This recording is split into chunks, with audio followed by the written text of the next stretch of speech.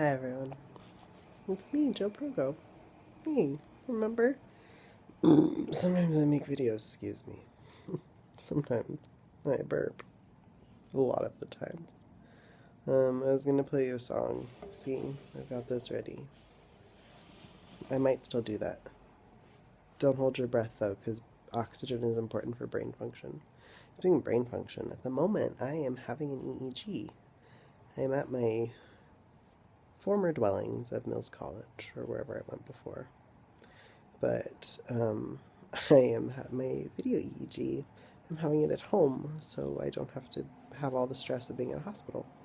I'm not sure what is more stressful, being in it or out of it while doing this process, though, because it's terrifying having a camera on me all the time. It's over there, see? It's terrifying having a camera on me all the time and no control over the editing of it later and the people who see it. Because here on YouTube, I can just like make a video, edit it myself, watch it a million times, still feel anxious about everybody seeing it. It's great. Good process. But the video EEG, it just goes off to the technicians and my doctor and they watch it and I'm like, ugh, that's shitty. So I'm like, wait, I have to act natural because I'm just supposed to have seizures in front of a camera, honestly. But I'm like, I don't know how to just act natural. So I'm real stressed. And then I'm alone most of the time because that's just how life works out sometimes. And I'm going through a lot of depression right now and a lot of like self-loathing. I'm just gonna tell you guys some things now. Are you ready? So about a month ago, I was sexually assaulted by my partner during a seizure. I put this, I think, on Instagram. Yeah, I definitely put this on Instagram. And I've told some people, but I haven't really put it up the wider area of the internet because I was like, what do I do? And I don't want to like, of course, my mother taught me the first thing you think about is the assault, the perpetrator's feelings and life and what would affect them. But lately I've been like, you know what? My life has been turned upside down and made into a really scary place to be in. Like being in my life is really hard and terrifying right now. So I'm like, I have to talk about it and I have to talk about it to the people I want to, and you're the people I want to talk about it with. So ready, go. I don't know what I'm going to say because, whatever, here we go. Can you tell I'm nervous and anxious? Anyways, after the thing happened, the incident, I immediately like put up a bunch of boundaries, like don't sleep with me in my bed, no more touching, really. And then I went and stayed. After a couple of days, I came and stayed with a friend here, where I used to live, um, and but I've been living with my partner. But now we're broken up, so they're my ex. So I'm going to use that language from here forward. But so you know, they are the same, ex and partner, in this conversation we're having. So afterwards, I have just been bouncing back and forth between my ex's home and my former home and feeling really homeless. I tried to find a different place to live and a way to get out. I'm still trying. I will continue to try until I find one because I've also been thinking like, well, can I just like stay in my situation because they'll like pay my rent and pay my food, and I'm like, this just sounds so scary and feels so scary, and I just like it doesn't. I'm like, why is it? This has happened to me so many times. The people who have sexually assaulted me, raped me, molested me, you name it, they have almost all, exclusively tried to make it a way so that I have to live with them. And like, I'm going to be homeless and I'm at the edge of my rope. And then somehow the only solution they can offer me is living with them. And on one hand, I'm like, yeah, I can sort of understand that because usually you do only have the home you live in to offer to other people to stay. But on the other hand, I'm like, no, all of this often has led me to being abused further, a lot more and worse. So I'm like, I can't do it. I can't live with them.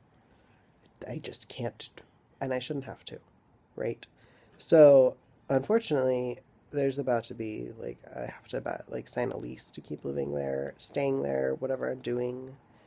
And I'm like, there's a lot of pressure on me to make these decisions really fast. And I'm like, do people understand that I'm the one who was assaulted. Like, I'm the one whose body was violated during a seizure when I can't say anything or do anything. It's essentially like, it's like assaulting me when I'm drugged. Okay. Like overdose drugged and having a seizure. So, um, yeah, I'm just like, do you all, like, can't everybody give me like 6 months and then maybe I will understand what just happened to me and what I'm gonna do next? Because I'm like, wait, I was planning this whole life together. I had just dropped out of school. I've been still dropped out of school. And that was my solution to so many things, was to live with my partner.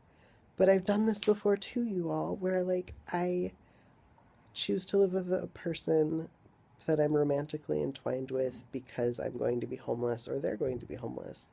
And it doesn't work out.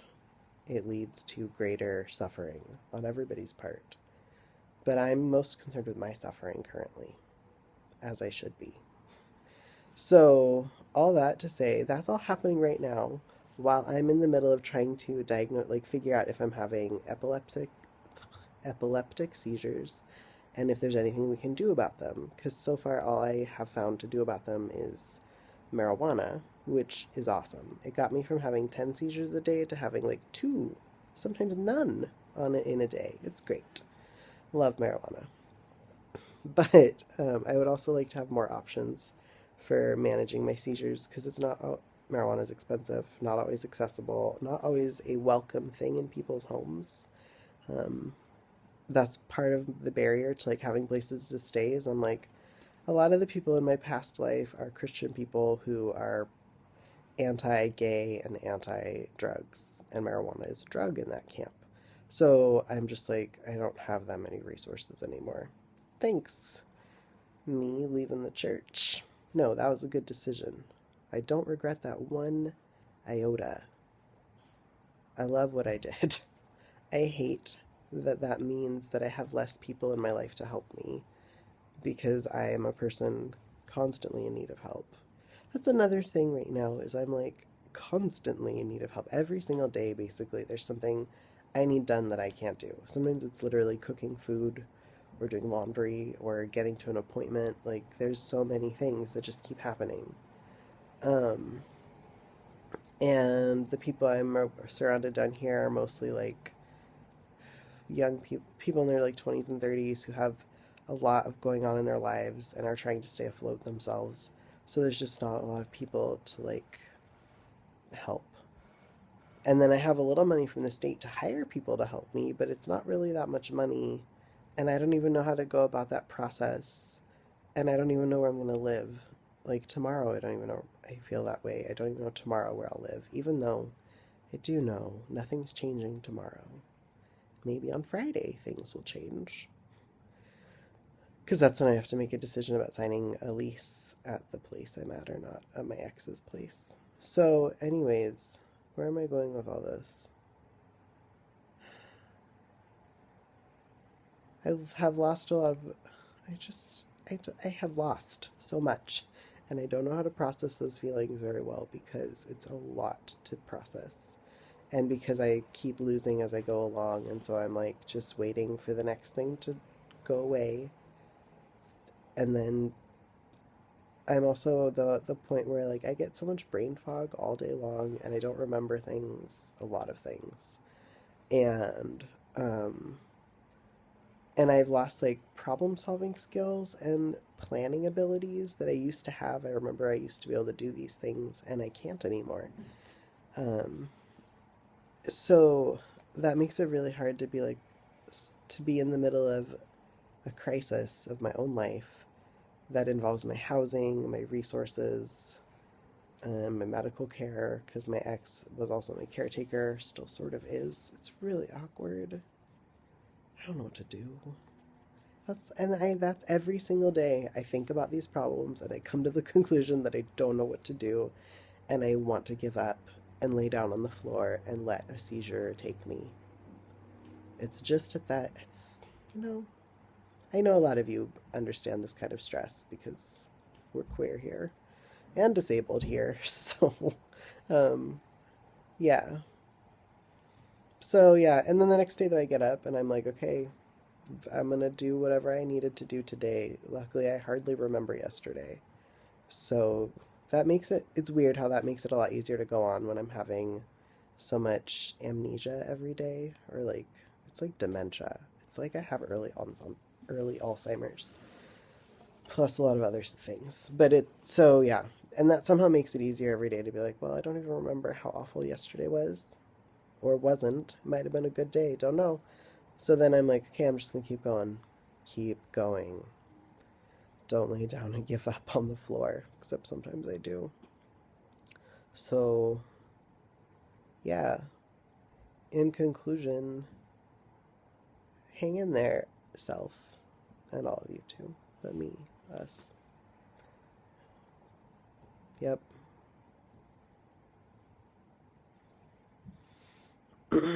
um,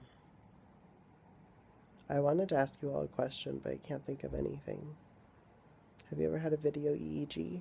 How do you deal with the itchiness of the electrode? Okay, so they have these electrodes. There are 25 of them all over my head. And they like glued them on. So they're like so itchy.